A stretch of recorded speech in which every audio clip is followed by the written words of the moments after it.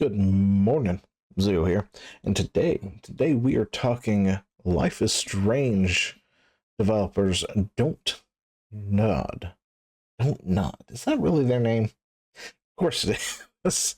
It's just not a name you hear that often, right? Because they handle more, I guess story type narrative game type stuff. Anyway, grab yourself some coffee, sit back, relax, and let's get into it, shall we? Anyway, so Don't Nod has put itself into the limelight. Why? Because of its writer. That's right, its recent game and its writer is the one that is actually what everybody's looking at. Never mind the fact that they made a modern game for a modern audience, and as you can see, it didn't do so well. But yeah, so they have made themselves a new game called Aphelion, which is a glorified walking simulator with some climbing elements to it. There's not a whole lot there. It's on a frozen planet. It has all the hallmarks of being what's the word I'm looking for? A government psyop. There we go. No, but seriously, this is like another one of those government branded games that probably never would have seen the light of day nor got made if it wasn't like the fact that some government has chucked money at the company in order to make it happen. But yeah, there was several games like that recently, and of course their names escape my recent memory. But yeah. So all right, so why is it that the developers of Aphelion is in the news? Of course, I mean, aside from the fact that I said their writer, it's because of what the writer has written. So this is one of those games where you can safely say that, you can do exactly what the writer had asked you to do all those years ago. So we're going to take a look here. We have gamers don't have to be your audience. Gamers are over by one Alea Alexander, and that happens to be the head writer to this game, Alphanon. I can't say its name. It doesn't matter. I'm not even going to try. Aphelion. There we go. And yeah, so way back in the day during Gamergate 1, there was this rash of articles essentially saying gamers were done, gamers are over, gamers are dead. If you go look at the wiki, it talks about how it was just giant harassment campaign, which just isn't even close to the truth whatsoever. But Leah Alexander here had words to say because, yeah, gamers don't have to be your audience. Gamers are over, according to her. So let's take a look.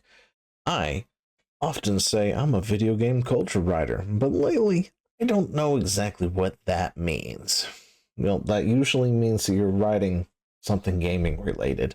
But anyway, gaming culture, as we know it, is kind of embarrassing. It's not even culture. It's buying things, sparking over memes and in-jokes repeatedly, and is getting mad on the internet.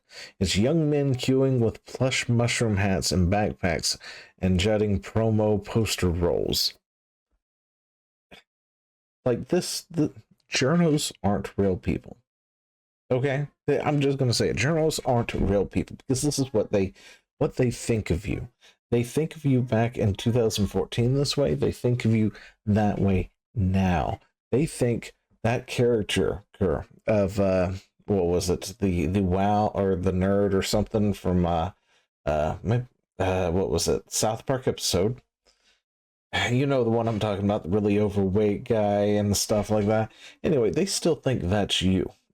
Okay, they think that there's some kind of high and mighty pedestal riding for this prestigious rag, and that's what they're doing, and they have decided that you are not their audience, which unfortunately is why a lot of these sites have shut down. A lot of these sites have been eaten alive for the most part by other sites at this point. That's why I think there's like one news agency, I think at this point in time when it comes to gaming, or one agency for the most part, owns like a ton of different news websites at this point. Like IGN and several others are all owned by the same guy at this point in time now, as a result, because they've just had to lay off and go out of business for the most part because the gamers aren't their audience. And true to their word, you can check out the Steam charts for Aphelion, and well, if only the gamers were their audience, maybe, just maybe, this game would have done something.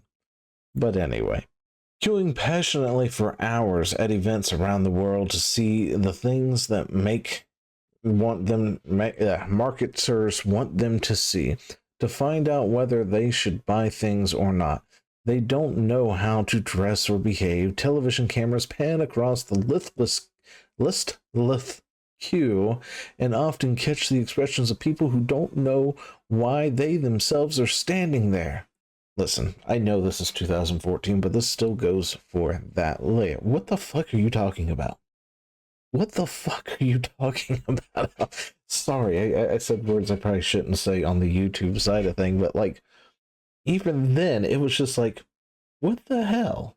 Like, there is culture. Gaming is culture. Like, gaming is such a culture. It's why nerds suddenly became, the cool thing. It's why we had like what was it, D&D explode as much as it did, because the culture of gaming took off and went mainstream, for better or for worse, mainstream during the COVID era, and she's over here talking about how, they're standing in lines and queues and have no idea why they're there and stuff. It's like, no, we know exactly why we're there.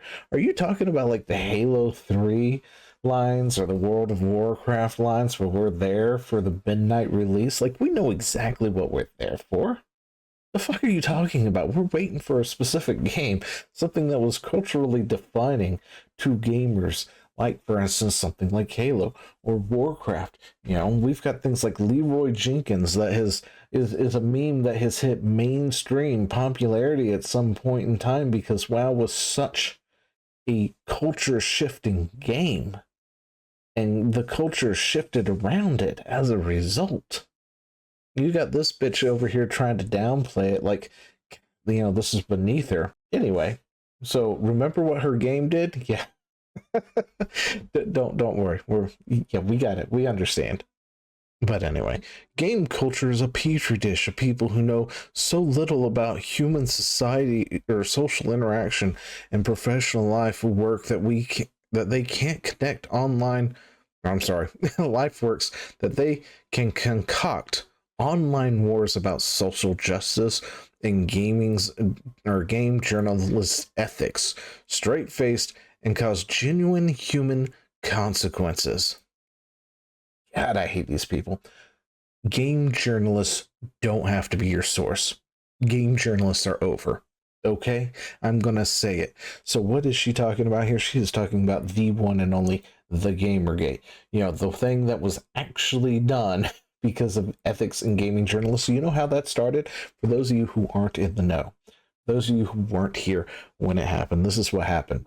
One Zoe Quinn had a boyfriend. That boyfriend decided to tell all out of nowhere because he couldn't handle the fact that he was cheated on. Fair enough, that's fine. Most of us can't handle the fact that we were cheated on by our girlfriends if that was the case, right? And then he told Hal that she slept with all these different people and cheated on him. Then people started looking into stuff. Well, it turns out that those 5 guys, which gave birth to the 5 guys memes, by the way, if you ever came across one of those, it was this bitch, right? This is Zoe Quinn, because she slept with 5 different gaming journalists for favorable coverage. All right. Now, a lot of people like to say she slept with him for good reviews and stuff, and that wasn't the case. They didn't write a review for her game. It was something called Depression Quest at the time. It was a piece of shit game nobody played that you can get, like, it's freemiumware right now, I think, at this point in time, if you can find it. But no, essentially they would write a piece about something and say, and it's a lot like this game here, Depression Quest by Zoe Quinn, right? That's how those articles would go. So they wouldn't, it wouldn't be like the topic of the article. They'd be writing about something else and then compare it to being a good game in some way, shape, or form to her game, which she did sleep with them to get that kind of praise from them, by the way, right? And of course, there's other things that she did that we won't go into, but the whole causing a genuine human consequences. Yeah, that's from people like her and Brianna Wu and what was the other one? Anita Sarkeesian, right? Who entered themselves into the fray of this Gamergate. The straw that broke the camel's back was Zoe Quinn. Well, so gamers started demanding that journalists have some kind of ethics, right? Like to follow some kind of journalistic ethic code when you've got, these 5 guys sleeping with a woman, a female developer, right? And then giving her praise in various different articles because they slept with her. And that's what gave birth to all these gamers are dead articles. Like 22, I think, was the number of different articles at the exact same time across the internet. And she's over here, genuine harm, human harm. No, it wasn't. It was all made up. It was bullshit. It was BS. It was, what was her name? Like, Brianna Wu, whoever, yeah, who's now in, like politics now, right? He, she, whatever it was, made their move to politics. And beforehand, I think it was her and Zoe Quinn like yelling all over the place on Twitter, going, "Oh my God, they're trying to kill me! They're trying to kill me! There's threats! There's threats!" And everyone's like, "Where's the threats? Show us the threats! Come on, we want to help you, but you got to show us." Couldn't produce the threats. And then Anita suddenly produced threats at one point, and there was like 7 tweets from a Twitter egg at the time, which meant it was a new account that never actually got properly, dealt with or anything, and it didn't have a picture or anything, so it was called a Twitter egg. Okay, so this account was made, and then like 7 tweets right after every tweet that she would make for that day, it would immediately respond, right? It would respond horribly too, right? To the point that those 7, I think it was 7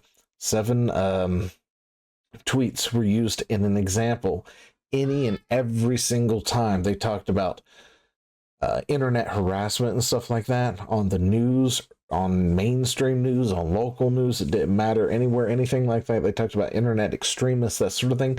Those 7 Twitter eggs were highlighted every single time. Those same tweets right there. And everybody, anyone who was there watching it on the ground at the time could look at that and go, she did that herself. Now, can we prove that? Absolutely not. We can't. But I mean, at the same time, within seconds of her tweeting this, whoever it was would fire off something and then disappear into the night in one day. Right. Okay. And at a time when we wanted them to show us examples of, this, these threats, these credible threats that they were talking about, and they refused to do it. Yeah, I'm pretty sure somebody did that themselves and then tried to pass it on. But yeah, those were the genuine human consequences that we're talking about here. Anyway, because of video games lately, I am often finding myself wondering why I'm even doing here, and that's the problem, right? It's like you got people like this. They don't care about the games. They don't care about the culture. They honestly just want to tear it down for the most part. In fact, they would not be here if they couldn't be. These are people who want to write for something like the Washington Post or whatever, or the New York Times, and they're failed journalists, right? They couldn't hack it. So now they're doing games journalists, and then they're over there going, we don't need you people who actually are supposed to be reading our articles. Then they're over there complaining about why are we getting laid off and stuff years down the line, because that's the bed they made. Anyway, that's all I got to say about that. I think I rambled long enough about that. We could talk about this all damn day, because Gamergate was that was a thing. That happened. I saw the whole thing go down. I kind of wish I was talking about it back then, but I was not around an internet or a good enough connection for internet and to record back then. But yeah, anyway, that's a story, and if you go read the wiki, it's just gonna lie to you. So anyway, let me know what you think down in the comments below, and remember, game journalists don't have to be your source. Game journalists are over.